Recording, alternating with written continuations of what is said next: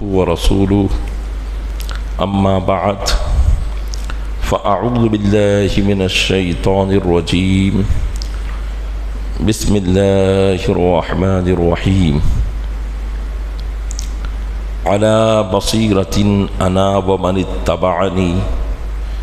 آمنت بالله صدق الله مولانا العظيم وبلغنا رسوله النبي الأمين المكين الكريم ونحن على ذلك لمن الشاهدين والشاكرين والحمد لله رب العالمین۔ آئیے سب سے پہلے ہم اور آپ آقا انعامدار مدینے کے تاجدار دونوں عالم کے مالک و مختار نائب پروردگار گلشن ہستی کی اولی فصل بہار کے دربار گوہر بار میں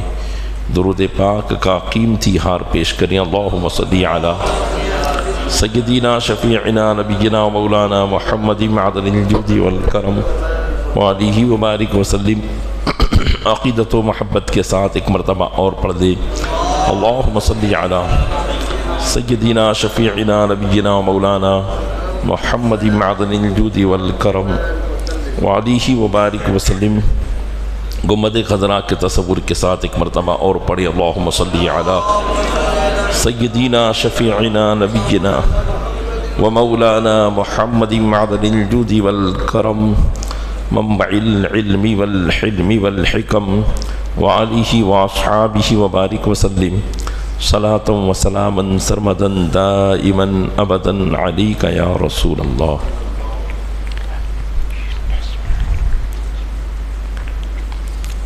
خطبہ مسنونہ کے بعد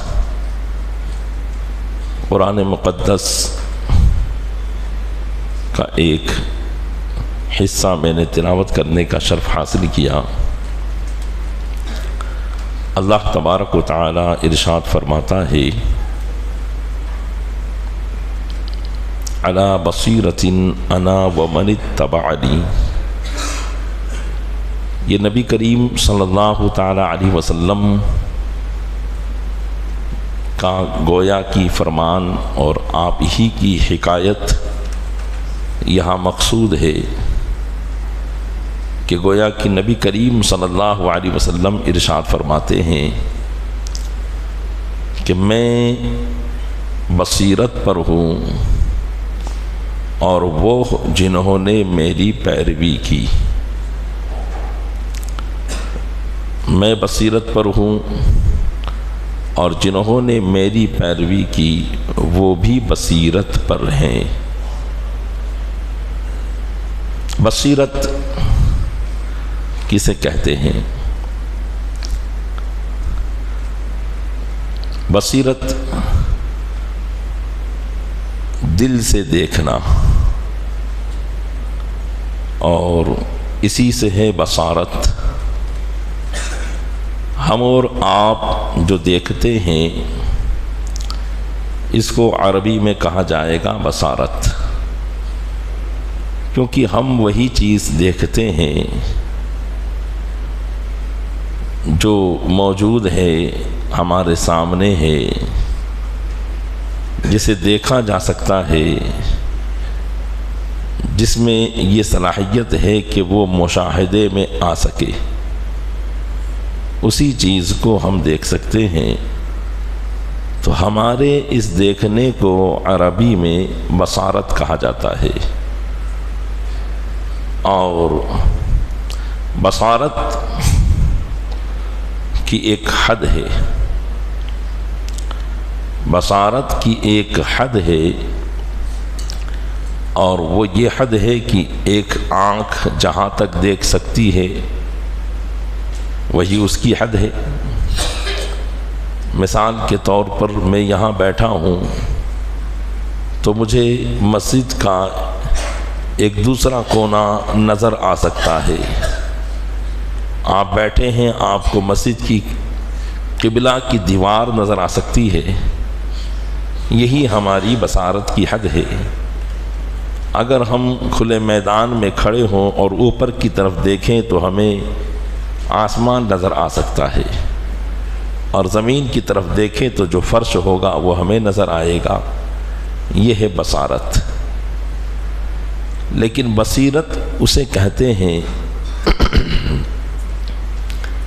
کہ جو نظر آئے، جو مشاہدے میں ہو وہ بھی نظر آئے، اور جو مشاہدے میں نہ ہو وہ بھی نظر آئے۔ دراصل بصارت یہ ماتھے میں جو آنکھ ہے اس کے ذریعے ہوتی ہے، اور بصیرت دل کی آنکھ سے ہوتی ہے،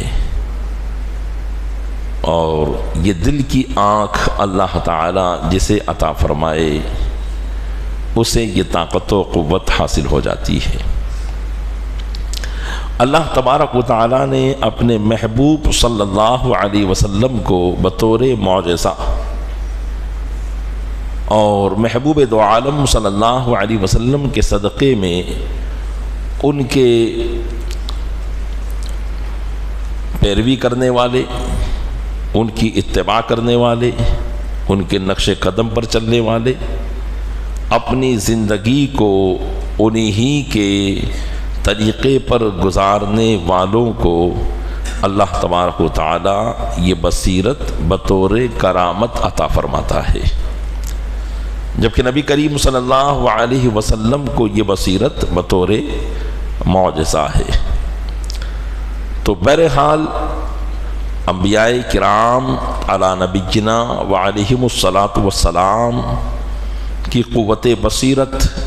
بہت ارفع و اعلیٰ ہوتی ہے، اور وہ چیز دیکھتے ہیں جو ہر کس و ناکس نہیں دیکھ سکتا ہے۔ وہ آسمان کو بھی دیکھتے ہیں، ماورائے آسمان کو بھی دیکھتے ہیں، وہ زمین کو بھی دیکھتے ہیں اور زمین میں پوشیدہ چیزوں کو بھی دیکھتے ہیں، وہ جسم کو بھی دیکھتے ہیں اور جسم میں جو پوشیدہ ہے اس کو بھی دیکھتے ہیں۔ ان کی نظر دل پر بھی ہوتی ہے،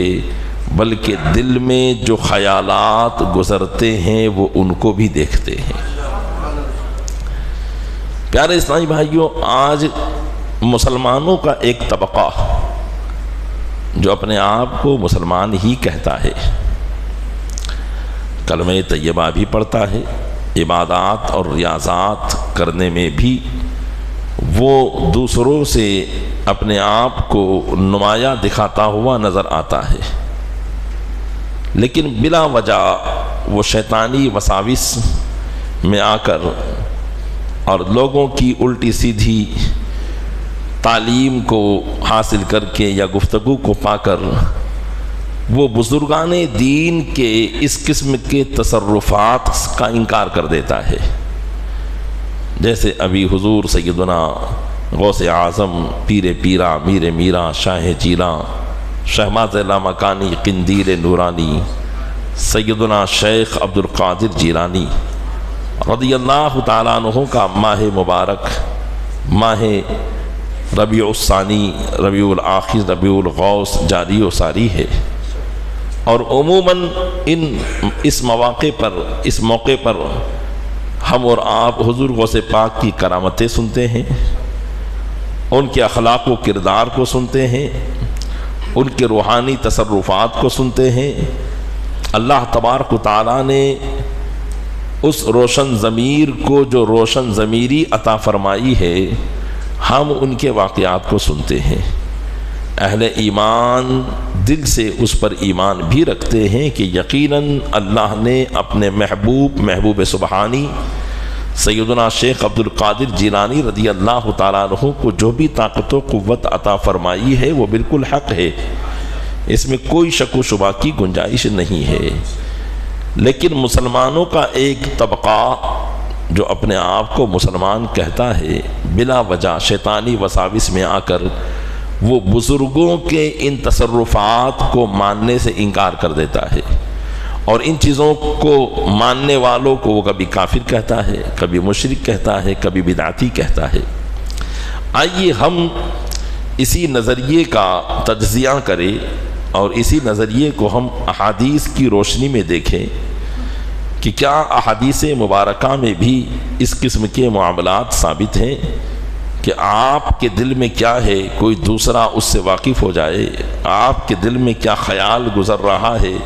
کوئی دوسرا اس پر واقف ہو جائے، یہ یقیناً ہمارے عقیدے کے مطابق بالکل حق ہے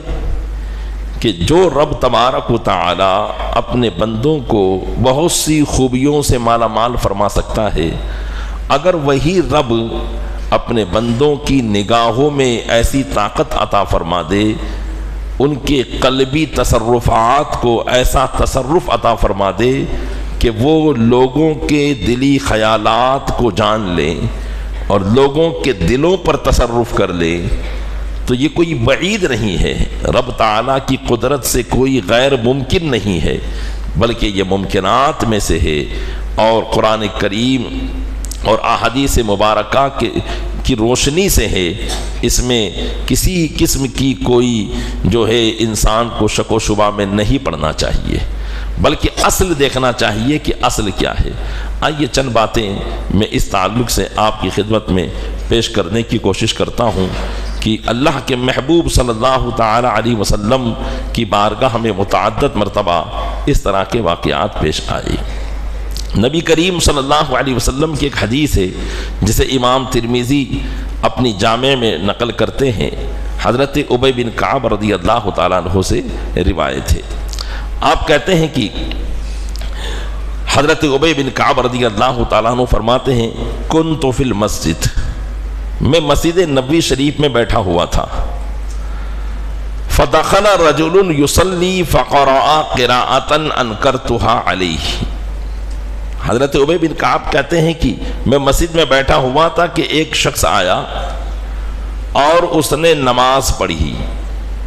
اور نماز میں قرآن پڑھنے کا ایسا طریقہ اختیار کیا جس سے میں بے خبر تھا۔ یعنی قرآن چونکہ عربی میں ہے اور عربی زبان کا جو طریقہ تھا، اور قرآن جس طریقے کے مطابق حضرت ابی بن کعب قرآن کو پڑھتے تھے، وہ طریقے سے خلاف وہ شخص پڑھ رہا تھا، گویا کہ ان کی نظر میں ایسا تھا کہ وہ قرآن غلط پڑھ رہا ہے۔ کہتے ہیں ثم دخل آخر فقرأ قراءۃ سوا قراءۃ صاحبہ، پھر ایک دوسرا شخص آیا اور اس نے بھی نماز پڑھی اور قرآن کو پہلے والے شخص کے پڑھنے کے طریقے کے علاوہ طریقے سے پڑھا۔ کہتے ہیں فلما قضینا الصلاۃ دخلنا جمیعا علی رسول اللہ صلی اللہ علیہ وسلم، تو جب ہم نماز سے فارغ ہوئے ہم سب نبی کریم صلی اللہ علیہ وسلم کی بارگاہ میں آئے، تو حضرت ابی بن کعب کہتے ہیں فقلت ان ھذا قرأ قراءۃ القرآن انکرتها علیہ ودخل آخر فقرأ سوا قراءۃ صاحبہ۔ تو میں نے آقا علیہ السلام کی بارگاہ میں کہا کہ یا رسول اللہ، یہ شخص آیا اور اس نے قرآن ایسا پڑھا جس سے میں بے خبر ہوں، یہ الگ طریقے سے قرآن پڑھتا ہے، اور یہ دوسرا شخص آیا اس نے بھی الگ طریقے سے قرآن پڑھا۔ تو نبی کریم صلی اللہ علیہ وسلم نے دونوں کو حکم دیا کہ جس طریقے سے تم قرآن پڑھ رہے تھے میرے سامنے پڑھو۔ فقرأ، تو دونوں نے اپنے اپنے طریقے کے مطابق قرآن پڑھا۔ فحسن النبی صلی اللہ علیہ وسلم شانہما، تو نبی کریم صلی اللہ علیہ وسلم نے دونوں کے طریقوں کی تعریف فرمائی اور کہا کہ دونوں نے اچھا قرآن پڑھا ہے، اس لیے کہ دونوں قرآن پڑھنے والے صحابی ہیں، دونوں قرآن پڑھنے والے عربی ہیں، کوئی ہماری طرح عجمی تو تھے نہیں کہ ایک نے مدرسے میں اچھی طریقے سے قرآن پڑھا ہو تو بہت اچھے انداز میں پڑھ رہا ہو اور دوسرا جیسا تیسا پڑھ رہا ہو، ایسا نہیں تھا، بلکہ دونوں عربی تھے، دونوں صحابی تھے، اور دونوں نے قرآن کو اپنے طریقے پر بالکل درست پڑھا تھا، لیکن اس طریقے سے حضرت ابی بن کعب ناواقف تھے۔ پھر اللہ کے محبوب صلی اللہ علیہ وسلم نے کہا کہ ارشاد، حضرت ابی بن کعب کہتے ہیں فَسَقَطَ فِي نَفْسِي مِنَ التَّكْذِيبِ ولا اذا كنت فی الجاہلیت، تو میرے دل میں رسول اکرم صلی اللہ علیہ وسلم کی تکذیب ایسی واقع ہوئی جو زمانے جاہلیت میں بھی نہ تھی. یعنی میرے دل کے اندر یہ خیال آیا کہ یہ تو سچے نبی نہیں ہے، یہ جھوٹے نبی ہیں، معاذ اللہ رب العالمین. حالانکہ صحابی رسول ہیں، لیکن یہ خیال دل کا تھا، دل پہ یہ خیال گزرا. اور ایسی تکذیب یعنی ایسا انکار تو میں نے اسلام لانے سے پہلے بھی ان کا نہ کیا تھا. اتنے برے طریقے سے میرے دل کے اندر یہ خیال گزرا. فلما رأى رسول اللہ صلی اللہ علیہ وسلم ما قد غشیانی ضرب فی صدری ففضت عرقا وکأنما انظر الى اللہ عز وجل فرقا. کہتے ہیں کہ جب نبی کریم صلی اللہ علیہ وسلم نے جو میرے دل میں گزرا تھا اس کو دیکھا تو میرے سینے پہ ہاتھ مارا تو میں پسینہ پسینہ ہو گیا. کہتے ہیں ففضت عرقا، میں پسینے سے تربتر ہو گیا، گویا کہ میں ایسا محسوس کر رہا تھا کہ میں اللہ کی بارگاہ میں کھڑا ہوں. فقال علی، پھر آقا علیہ السلام نے مجھ سے فرمایا یا ابی ارسل الی ان اقرأ القرآن علی حرف، میری طرف قرآن نازل کیا گیا ایک حرف پر نازل کیا گیا. فرددت الیہ ان حون علی امتی، تو میں نے اللہ کی بارگاہ میں دعا فرمائی، دعا کی کہ اللہ اس کو میری امت پر آسان کر دے، قرآن کے پڑھنے کو میری امت پر آسان کر دے. فرد الی الثانیۃ ان اقرأہ علی حرفین، تو اللہ نے میری دعا کو قبول کیا اور میری طرف یہ نازل کیا گیا کہ قرآن کو دو طریقے سے پڑھو. کہتے ہیں فرددت الی ان حون علی امتی، پھر بھی میں نے اللہ کی بارگاہ میں دعا کی کہ میری امت پر اور آسان کر دے. اللہ تعالیٰ نے میری اس دعا کو بھی قبول فرمایا اور قرآن کریم کو 3 طریقوں پر کرنے کا حکم نازل فرما دیا. یہاں تک کہ رسول اکرم صلی اللہ علیہ وسلم دعا کرتے رہے یہاں تک کہ اللہ تعالیٰ نے 7 طریقوں پر قرآن پڑھنے کا حکم نازل کر دیا. اب یہاں تھوڑی سی بات میں آپ سے کرتا چلوں، چونکہ یہ عربی ہے، اس طریقے کو سمجھے یا نہ سمجھے. دیکھیے قرآن کریم جو نازل ہوا ہے وہ قریش کی زبان پر نازل ہوا ہے. اہل قریش یعنی نبی کریم صلی اللہ علیہ وسلم کا جو قبیلہ تھا، اور یہی قبیلہ پورے عرب میں سب سے بہترین عربی بولتا تھا، جس کی زبان سب سے زیادہ فصیح و بلیغ تھی. لیکن مثال کے طور پر میں نے پہلے بھی ایک مثال دے کر آپ کو سمجھایا تھا کہ گجراتی زبان ہر جگہ پر ایک طریقے سے نہیں بولی جاتی ہے. کچھ مقام پر چلے جائیں تو کچھ الگ طریقہ ہوتا ہے، دوسرے مقام پر چلے جائیں تو کچھ الگ طریقہ ہوتا ہے. یہی انگریزی زبان کا بھی طریقہ ہوتا ہے، ہر زبان کو مختلف طریقوں پر پڑھا جاتا ہے. اب ایک آدمی جس زبان کو جانتا ہے وہ وہی زبان اگر دوسرے طریقے سے بولنا چاہے تو نہیں بول پائے گا، اور اس دوسرے طریقے سے بولے گا تو پہلا والا کہے گا کہ تم نے گجراتی غلط بولی ہے. اسی طریقے سے عربی کا بھی معاملہ ہے کہ عربی مختلف عرب کے علاقوں میں مختلف طریقوں پر بولی جاتی تھی، اور وہ سارے طریقے بہترین طریقے تھے، اچھے طریقے تھے. تو قرآن جب ایک زبان پر نازل ہو رہا تھا،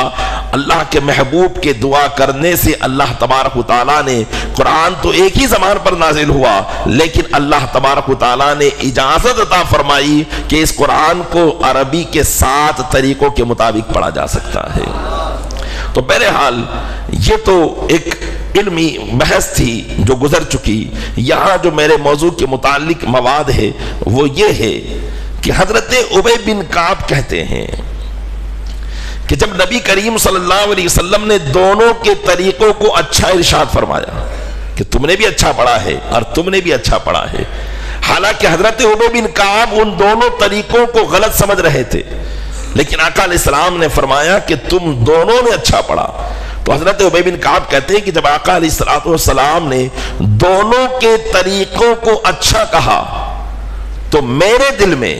نبی کریم صلی اللہ علیہ وسلم کے تعلق سے غلط خیالات گزرے. میرے دل کے اندر ان کے تعلق سے یہ گزرا کہ یہ سچے نبی نہیں ہے، معاذ اللہ یہ جھوٹے نبی ہیں. اور ایسی تکذیب دل میں گزری، زبان پر نہیں آئی تھی، دل میں ایسی تکذیب گزری کہ ایسی تکذیب میں ان کی اسلام لانے سے پہلے بھی نہیں کرتا تھا، بلکہ اس سے پہلے بھی میں کچھ ان کو مانتا تھا، لیکن اب تو بالکل ماننے کا لحاظ ہی دل سے ختم ہوتا جا رہا تھا کہ نبی کریم صلی اللہ علیہ وسلم نے میرے دل کے حالات کو جان لیا، میرے دل کے حالات کو جان لیا۔ حدیث پاک کے الفاظ ہیں کہ حضرت ابی بن کعب کہتے ہیں کہ فلما رآہ رسول اللہ صلی اللہ علیہ وسلم ما قد غشینی، تو جب نبی کریم صلی اللہ علیہ وسلم نے دیکھا جو میرے دل پر تھا، جو میرے دل میں تھا وہ دیکھا، ضربا فی صدری، تو میرے سینے پہ ہاتھ مارا، میرے سینے پر جب ہاتھ مارا تو میں پسینہ پسینہ ہو گیا، اور مجھے ایسا محسوس ہوا کہ میں اللہ عز و جل کی بارگاہ میں خوف زدہ کھڑا ہوں، یہاں تک کہ ان کے دل کے شکوک و شبہات ختم ہو گئے، دل میں واپس وہی ایمان کی تازگی، بلکہ پہلے سے زیادہ ایمان ان کے دل میں مجسم ہو گیا۔ تو اس حدیث پاک سے پتا چلا، جس کو امام ترمذی رحمۃ اللہ تعالی علیہ جو صحاح ستہ میں سے ایک حدیث کی کتاب ہے، امام ترمذی اس حدیث کو نقل کرتے ہیں، اس حدیث سے پتا چلا کہ اللہ تعالی نے اپنے محبوب کو وہ نگاہ بصیرت عطا فرمائی ہے کہ دلوں کے اندر جو خیالات گزرتے ہیں وہ خیالات آپ کی نگاہ کے سامنے ہیں، وہ خیالات آپ کی نگاہ کے سامنے ہیں، سامنے والا کیا سوچ رہا ہے، کیا لے کر آیا ہے، وہ چیزیں آپ کی نگاہ کے سامنے ہیں، اور آپ لوگوں کے دلوں کی حالات پر مطلع ہو جاتے ہیں، خیالات پر مطلع ہو جاتے ہیں۔ اور نبی کریم صلی اللہ علیہ وسلم کے لیے یہ کوئی بڑا کمال نہیں ہے، آقا صلی اللہ علیہ وسلم دلوں کے حالات پر واقف ہو جائے، یہ آپ کے لیے کوئی بڑا کمال نہیں ہے، کیونکہ اللہ کے محبوب نے تو غیب الغیب کو دیکھا، یعنی جو سب غیبوں کا غیب ہے اللہ تبارک و تعالی، جب اس کو رسول اللہ نے دیکھ لیا تو پھر کوئی غیب آپ سے پوشیدہ کیسے رہ سکتا ہے۔ الغرض یہی قوت، یہی بصیرت اللہ تبارک و تعالی اپنے محبوب کے صدقے میں اپنے محبوب کے ان امتیوں کو عطا فرماتا ہے جو محبوب دو عالم صلی اللہ علیہ وسلم کی پیروی کرتے ہیں۔ یہی اہل اسلام کا نظریہ ہے، عقیدہ ہے۔ لیکن جو چیز نبی کو حاصل ہوتی ہے اس کو معجزہ کہتے ہیں، اور جو چیز ولی کو حاصل ہوتی ہے اس کو کرامت کہتے ہیں۔ ہر مسلمان اس بات میں پریشان نہ ہو، بلکہ اس بات کو غور و فکر سے سوچے کہ اگر اللہ کسی کو کوئی چیز عطا کرتا ہے تو اس میں خرابی کیا ہے۔ آئیے حضور غوث پاک رضی اللہ تعالیٰ عنہ کو اللہ تبارک و تعالیٰ نے نبی کریم صلی اللہ تعالیٰ علیہ وسلم کے ان معجزات کی برکتیں عطا فرمائی، اور ایسے کئی واقعات آپ کی حیات مبارکہ میں گزرے، اور وہ صرف یہ نہیں کہ آج ہم اردو میں اس کو بیان کر رہے ہیں، بلکہ آپ کے زمانے سے اور آپ کے زمانے کے بعد سے لے کر بڑے بڑے محدثین، علماء، فقہائے کرام نے حضور غوث پاک رضی اللہ تعالیٰ عنہ کی وہ نگاہ بصیرت کی کرامتوں کو بیان کیا ہے۔ آئیے ایک حوالہ میں آپ کی خدمت پیش کرتا ہوں کہ حضرت امام شیخ شہاب الدین سہروردی رحمۃ اللہ تعالی علیہ سلسلہ سہروردیہ کے امام ہیں آپ، اور یہ شیخ شہاب الدین سہروردی صاحب سلسلہ سہروردیہ ہیں، جس سلسلے میں آگے چل کر بڑے بڑے اولیاء کرام ہوئے، حضرت سیدنا قطب عالم، حضرت سیدنا شاہ عالم رضی اللہ تعالیٰ عنہما بھی اسی سلسلے کے ہیں۔ حضرت شیخ شہاب الدین سہروردی رحمت اللہ تعالی علیہ فرماتے ہیں، عزمت علی الاشتغال بالکلام و اصول الدین، میں نے ارادہ کیا جب میں علم کی دہلیز پر میں نے قدم رکھا کہ میں علم حاصل کروں، تو یہ سوچا کہ میں چونکہ علم کے کئی سبجیکٹ ہوتے ہیں، جیسے دنیاوی علم کے کئی سبجیکٹ ہیں، موضوعات ہیں، اسی طریقے سے دینی علم میں بھی بہت سے موضوعات اور سبجیکٹس ہوتے ہیں۔ آپ فرماتے ہیں تو میں نے ایک سبجیکٹ اپنے لیے چنا، ایک موضوع چنا، اور وہ تھا علم کلام، اصول دین۔ علم کلام یہ وہ علم ہے جس میں دشمنان اسلام کے سامنے اس علم کو حاصل کرنے کے بعد اسلام کی حقانیت پر دلیل دی جاتی ہے۔ اس کو کہتے ہیں علم کلام۔ کہ دشمنان اسلام جیسے طرح طرح کے اعتراضات کرتے ہیں نا، آج بھی کرتے ہیں، تو اب ان کے جو اعتراضات کے جوابات ہیں، اور لیکن وہ اعتراضات بھی اعتراض ہو، صرف دشمنی نہ ہو۔ جیسے آج کے زمانے میں اگر کوئی اعتراض کرتا ہے تو وہ دشمنی ہے، وہ اعتراض نہیں ہے۔ ہر علم والا جانتا ہے کہ اعتراض کہتے کس کو ہیں، ورنہ اگر وہ دشمنی میں کوئی اعتراض کہ بھئی تم نے ایسا کیوں کیا، تم نے ایسا کیوں کیا، تو اس کیوں کا کوئی جواب نہیں ہوتا، اور اہل علم اس کو یہی کہتے ہیں کہ تمہارا یہ اعتراض ایسا ہے کہ جس کا نہ سر ہے نہ پیر ہے، یہ تمہارا اعتراض ایسا ہے۔ اگر اعتراض علمی ہو تو اس کا جواب علمی دیا جاتا ہے۔ تو اسلام کے اندر اسلام پر یا اللہ کی ذات پر یا انبیاء کرام پر یا رسولان اعظام پر یا اسلام کی کسی بھی بات پر اگر کوئی اعتراض کیا جاتا ہے تو اس اعتراض کے جو جواب دینے والے ہوتے ہیں انہیں کہا جاتا ہے متکلمین علماء، یعنی علم کلام کو جاننے والے، اور پھر وہ دشمنان اسلام کے شکوک و شبہات کو، ان کے اعتراضات کو علم کلام کے ذریعے جو ہے جواب دیتے ہیں۔ تو حضرت شیخ شہاب الدین سہروردی رحمۃ اللہ تعالی علیہ کہتے ہیں کہ میں نے اپنا موضوع یہ منتخب کیا کہ میں علم کلام حاصل کروں، لیکن کہتے ہیں فقلت فی نفسی استشیر الشیخ عبد القادر رضی اللہ تعالی عنہ، کہتے ہیں کہ میں نے اپنے دل میں سوچا کہ پہلے اپنے شیخ عبد القادر جیلانی رضی اللہ تعالیٰ عنہ سے تو مشورہ کر لوں کہ حضور مجھے کون سا سبجیکٹ اختیار کرنا چاہیے، کیونکہ حضور غوث پاک رضی اللہ تعالیٰ عنہ ہم نے ان کو ایک بابا کی حیثیت سے سمجھا ہے، اور ہم یہی سمجھتے ہیں کہ وہ کسی کی اولاد نہیں ہو تو اولاد ان کی صدقے میں پیدا ہو جائے گی،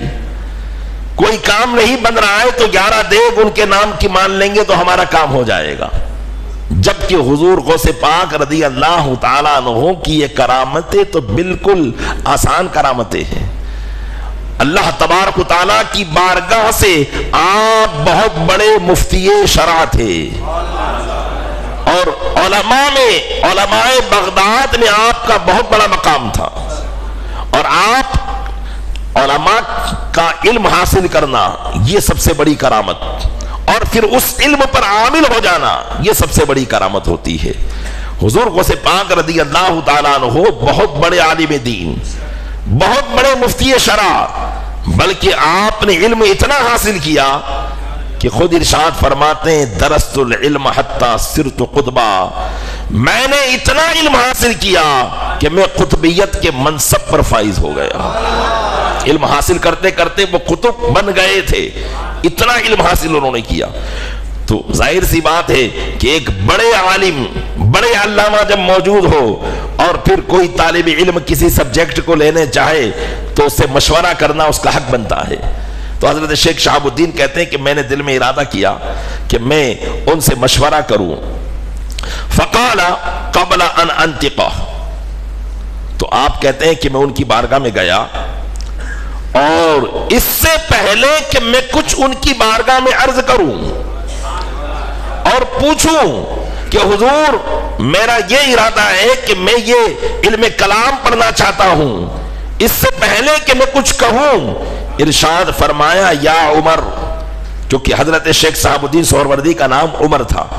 ارشاد فرمایا یا عمر ما ہوا من عدت القبر، یا عمر ما ہوا من عدت القبر، اے عمر بتاؤ قبر کا زاد راہ کیا ہے، قبر کا توشہ کیا ہے، قبر میں کام آنے والا کون سا علم ہے؟ تو حضرت شیخ شہاب الدین سہروردی سمجھ گئے کہ یہی میرا جواب ہے۔ اس لیے کہ علم کلام میں پڑھ جانا اور دین کے دوسرے علم سے ناواقف رہنا اپنی آخرت کو بگاڑنے کے مترادف ہے۔ اس لیے میں سمجھ گیا کہ حضور غوث پاک کا مشورہ یہی ہے کہ علم کلام میں نہ پڑھو بلکہ اس علم میں پڑھو کہ جس سے تمہاری دنیا اور آخرت دونوں سنور جائے۔ یہ دیکھیے حضور غوث پاک رضی اللہ تعالیٰ عنہ کی کرامت اور یہ تصرف آپ کا کہ آپ نے ان کے دل پر تصرف فرمایا، دلوں کی بات کو جان لیا کہ یہ اپنے دل میں کیا سوال لے کر آئے ہیں۔ اور ایسا ایک واقعہ نہیں، متعدد واقعات حضور غوث پاک رضی اللہ تعالیٰ عنہ کے اس حوالے سے پائے جاتے ہیں۔ آئیے اس کی ایک دوسری نظیر آپ کی خدمت میں پیش کروں۔ حضرت شیخ ابو بکر عماد رحمت اللہ تعالیٰ علیہ یہ کہتے ہیں کہ کنت قد قرات فی الاصول الدین، میں اصول دین یعنی عقائد دین پڑھ رہا تھا، فاوقع عندی شکا، تو میرے دل میں کچھ شک واقع ہو گیا۔ بھئی دین کے بارے میں شکوک و شبہات عموماً شیطان کی طرف سے آتے ہیں اور عوام کو بھی آتے ہیں، علماء کو بھی آتے ہیں، لیکن عوام کے لیے راستہ یہ ہے کہ اگر دین کے بارے میں کوئی شک یا شبہ آیا تو فوراً علماء کی بارگاہ میں جائے، اگر ایک عالم سے اس کا جواب نہ ملا تو دوسرے کے پاس جائے، تیسرے کے پاس جائے، اور اگر کہیں جواب نہ پائے تو مسئلہ یہی ہے کہ اپنے دل میں یہ اعتقاد جمائے کہ جو رب کی طرف سے ہے وہ حق ہے اور میرا اس پر عقیدہ ہے، اس میں مذبذب نہ رہے۔ اگر مذبذب رہے گا تو دین اور ایمان خطرہ میں پڑ جائے گا۔ اس لیے مسئلہ یہی ہے کہ فوراً جو ہے اس سے اپنا دل ہٹائے اور فوراً جو ہے وہ اس بات پر قائم ہو جائے کہ میرے رب کی طرف سے جو بات بھی ہے وہ حق ہے اور میں اس پر ایمان لایا۔ یہ کہہ دے رضیت باللہ ربا وبالاسلام دینا وبمحمد صلی اللہ علیہ وسلم نبیا، کہ میں اللہ کے رب ہونے پر ایمان لایا اور میں رسول کے محمد صلی اللہ علیہ وسلم کے نبی ہونے پر راضی ہوں اور قرآن کے کتاب اللہ ہونے پر راضی ہوں اور اسلام کے دین حق ہونے پر راضی ہوں۔ اس بات کو وہ کہہ دے گا تو یہ شکوک و شبہات بھی اس سے دفع ہو جائیں گے اگر اس کو کوئی جواب نہ مل پائے۔ پہلی کوشش یہی کہ علماء کی بارگاہ میں حاضری دے۔ تو ایسے ہی حضرت ابو بکر عماد کہتے ہیں کہ اصول دین یعنی عقائد دین میں کچھ شک واقع ہوا پڑھتے پڑھتے، فقلت، تو میں نے سوچا کہ چلو حضور غوث پاک کی بارگاہ میں جا کر اس بات کو عرض کیا جائے۔ کہتے ہیں فقلت حتی امضی الی مجلس الشیخ عبد القادر رضی اللہ عنہ، تو میں حضور غوث پاک کی مجلس میں آ گیا اور جب راستے میں چلا فقط ذکر انہ یتکلم عن الخواتر، تو دل میں یہ بات بھی آئی کہ حضور غوث پاک کے بارے میں سنا ہے کہ وہ دلوں کے حالات کو جان لیتے ہیں، کیونکہ حضور غوث پاک کے زمانے ہی میں علماء اور اولیاء کے درمیان یہ بات مشہور ہو چکی تھی کہ یہ وہ بزرگ ہیں جو لوگوں کے دلوں کے حالات کو جان لیتے ہیں۔ تو حضرت ابو بکر عماد رحمت اللہ تعالیٰ علیہ کہتے ہیں کہ میرے دل میں یہ بات بھی آئی کہ میں ان کی بارگاہ میں جا رہا ہوں جو دلوں کے حالات کو جان لیتے ہیں۔ کہتے ہیں فَمَضَيْتُ إِلَى مَجْلِسِي وَهُوَ يَتَكَلَّمُ، میں آپ کی بارگاہ میں پہنچا اس حال میں کہ آپ خطاب فرما رہے تھے، تقریر فرما رہے تھے۔ تو کہتے ہیں جب تقریر کر رہے تھے تو تقریر کرتے کرتے آپ نے ایک جملہ ارشاد فرمایا، حضور غوث پاک نے، اعتقادنا اعتقاد السلف الصالح والصحابہ، ہمارا عقیدہ وہی ہے جو صحابہ کا عقیدہ ہے، سلف صالحین کا عقیدہ ہے۔ یعنی ان کو ان کا جواب مل رہا تھا، جس بارے میں یہ شک کر رہے تھے وہ جواب حضور غوث پاک کی تقریر میں دوران تقریر ان کو جواب مل رہا تھا۔ لیکن حضرت ابو بکر عماد کہتے ہیں فقلت فی نفسی ھذا قالہ اتفاقا، میں نے اپنے دل میں یہ بات سوچی کہ شاید انہوں نے اتفاقاً یہ بات کہہ دی ہو کہ بیان کرتے کرتے ایسی بات نکل گئی ہو، کہیں میرے سوال کا جواب مقصود نہ ہو۔ لیکن کہہ رہے ہیں فتکلما ثم التفت الى الناحیۃ التي انا فیها، پھر انہوں نے اس کونے کی طرف اشارہ کر کے اس کونے کی طرف متوجہ ہو کر جس کونے میں میں بیٹھا ہوا تھا یہی بات کہی، یہی بات کہی کہ اعتقادنا اعتقاد السلف الصالح والصحابہ، ہمارا عقیدہ وہی ہے جو صحابہ اور سلف صالحین کا عقیدہ ہے۔ تو کہتے فقلت الواعظ یلتفت مرتن بہاکدا ومرتن ہاکدا، میں نے اپنے دل میں یہ بات کہی کہ تقریر کرنے والا جب تقریر کرتا ہے تو کبھی ادھر دیکھتا ہے کبھی ادھر دیکھتا ہے، تو ہو سکتا ہے کہ جب ادھر دیکھا ہو اور وہ بات ان کی زبان سے نکلی ہو، میرے سوال کا جواب نہ ہو۔ میں یہی سوچ رہا تھا کہ اب کی مرتبہ فرمایا یا ابا بکرین، اے ابو بکر، اعتقادنا اعتقاد السلف الصالح۔ سبحان اللہ، غور کرتے چلے جائیے، دل میں جو خیالات آ رہے ہیں اس پر فوراً مطلع ہے، خبردار ہے، اور فوراً جواب در جواب دیے چلے جا رہے ہیں۔ جتنے خیالات زبان پر گزرے، جس طریقے سے دلوں پر خیالات گزر رہے ہیں، کبھی دل پر خیال گزرا کہ شاید یہ اتفاقاً کہا تو دوبارہ اس کونے کی طرف نظر کر کے کہا جس کونے میں وہ بیٹھے ہوئے تھے، پھر خیال گزرا کہ مقرر تو کبھی ادھر دیکھتا ہے کبھی ادھر دیکھتا ہے، تو پھر نام لے کر کہا کہ ہم تجھے ہی تیرے سوال کا جواب دے رہے ہیں۔ یہ تصرف حضور غوث پاک کو تصرف باطنی اور تصرف بصیرت اللہ کے محبوب صلی اللہ علیہ وسلم کے صدقے میں اللہ تعالیٰ نے آپ کو عطا فرمایا تھا کہ آپ لوگوں کے دلوں کے حالات کو جانتے تھے۔ کہتے ہیں حضور غوث پاک نے یہاں تک کہ فرمایا کہ اعتقادنا اعتقاد السلف الصالح، پھر فرمایا قم فقد جاء ابوکا وکان غائبا، کہے کھڑے ہو جا، جا تیرے گھر پر تیرے والد آ چکے ہیں جو ایک زمانے سے غائب تھے، جا چلا جا، تیرے گھر سے تیرے والد آ چکے ہیں، تیرے گھر پر تیرے والد آ چکے ہیں جو ایک زمانے سے غائب ہیں۔ تو حضرت ابوبکر اماد کہتے ہیں میں فوراً اٹھا اور اپنے گھر کی طرف گیا تو اپنے والد کو گھر پر پایا۔ یہ حضور غوث پاک رضی اللہ تعالیٰ عنہ کا تصرف باطنی تھا۔ اور ایک اور واقعہ حضرت شیخ شہاب الدین سہروردی فرماتے ہیں، یہ تو آپ کی بصیرت کا عالم ہے کہ آپ اپنی نگاہوں سے بصیرت سے یہ دیکھتے ہیں کہ فلاں کے دل میں کیا ہے۔ یہاں سوال زبان پر نہیں آتا اور اس کا جواب آ جاتا ہے، لیکن دلوں پر کیسا تصرف عطا فرمایا تھا کہ دلوں سے کیا چھیننا ہے اور کیا عطا کرنا ہے، اللہ تعالیٰ نے حضور غوث پاک رضی اللہ تعالیٰ عنہ کو یہ بھی عطا فرمایا تھا۔ درود پاک پڑھ اللہم صلی علی سیدنا شفیعنا نبینا مولانا محمد مادل الجود والکرم علیہ بارک وسلم صلاۃ و سلام علیک یا رسول اللہ۔ یہی حضرت شیخ شہاب الدین سہروردی رحمۃ اللہ تعالی علیہ فرماتے ہیں کہ میں نے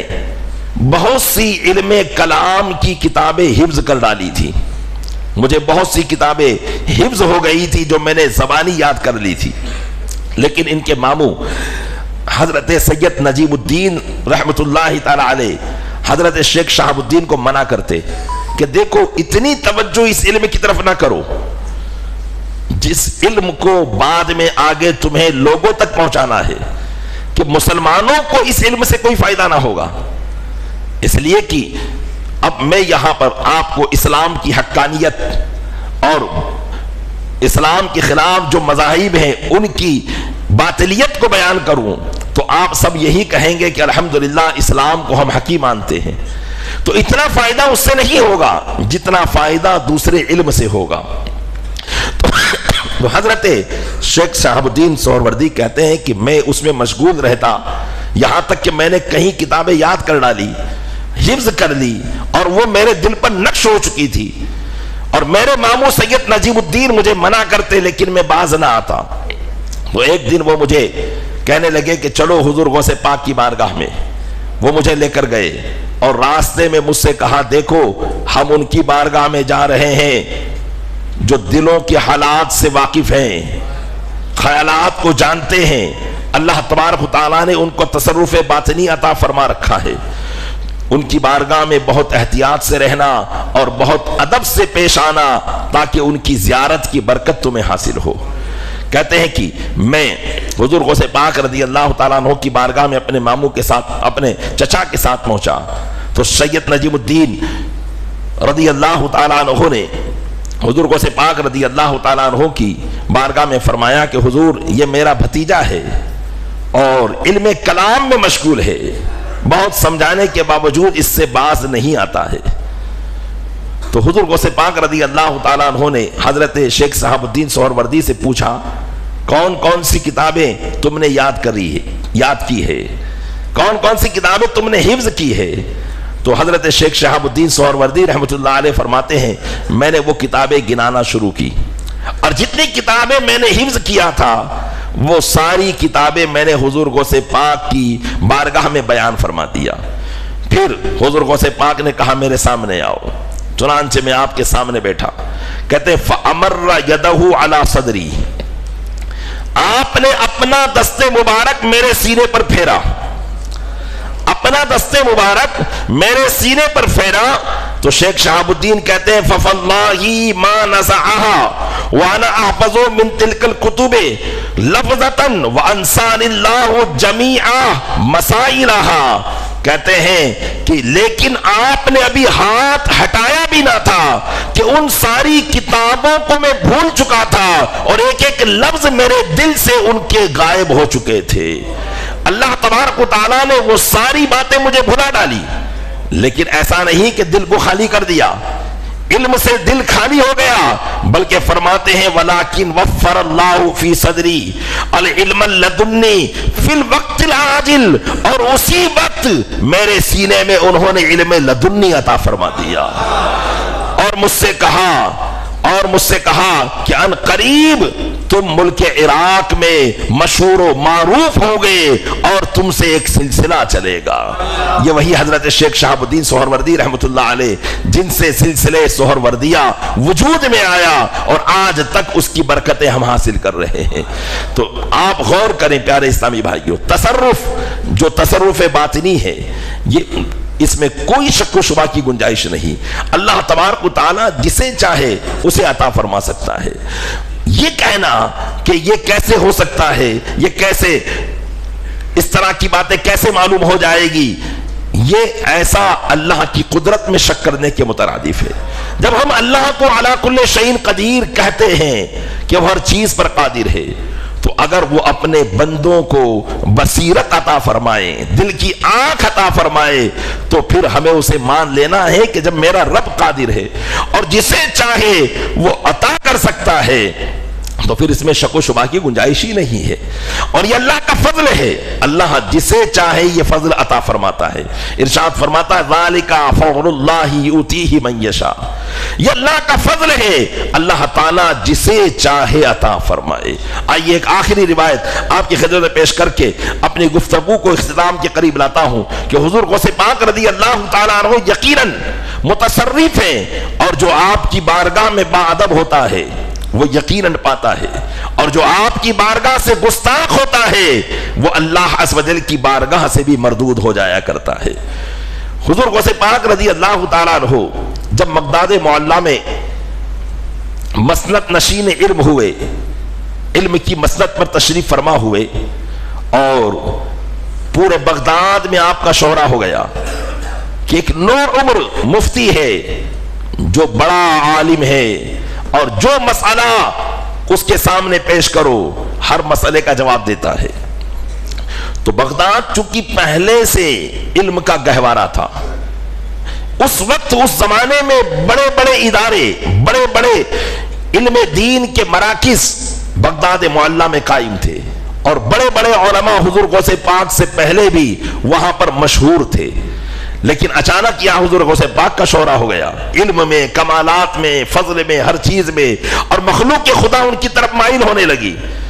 تو اس وقت کچھ علماء کے دل میں حضور غوث پاک رضی اللہ تعالیٰ عنہ کی یہ شان دیکھ کر حسد پیدا ہوا،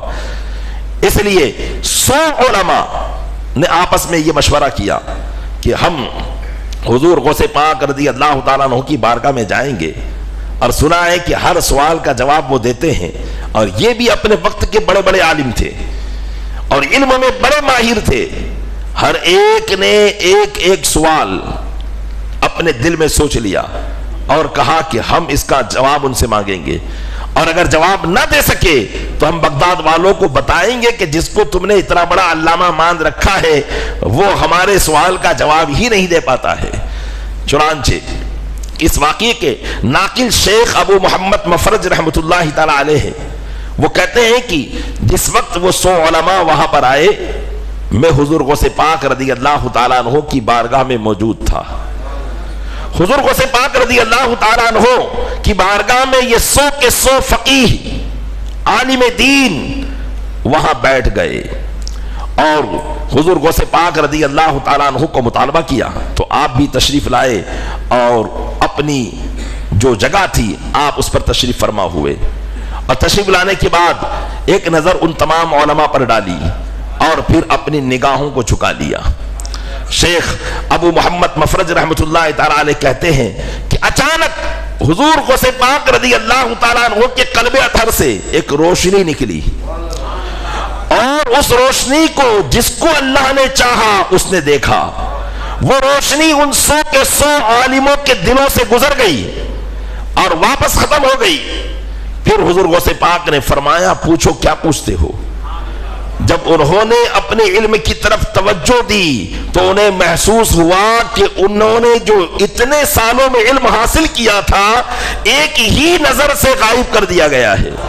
अब उनके पास इल्म का कोई सवाल तो क्या, कोई कलमा मौजूद ना था, बल्कि उनकी हालत यह हो गई कि वो अपने कपड़े फाड़ने लगे, अपनी टोपियां और अपने इमामे सरों से उतार दिए और हुजूर गौसे पाक के कदमों में आकर गिर गए,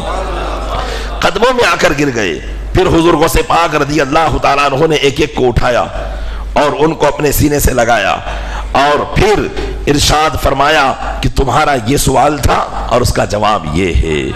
यहां तक के 100 के 100 आलिमों के सवाल के जवाब अता फरमाए और फिर उनके दिल में वो इल्म था जो इल्म तकब्बुर पैदा करता है, जो इल्म हसद पैदा करता है। उस इल्म को गायब करके अल्लाह के करम से हुजूर गौसे पाक ने उन्हें इल्म नूर अता फरमा दिया। हजरत अबू मोहम्मद फर्ज रहमतुल्लाह ताला अलैह कहते हैं कि फिर मैं उन उलमा के पास गया,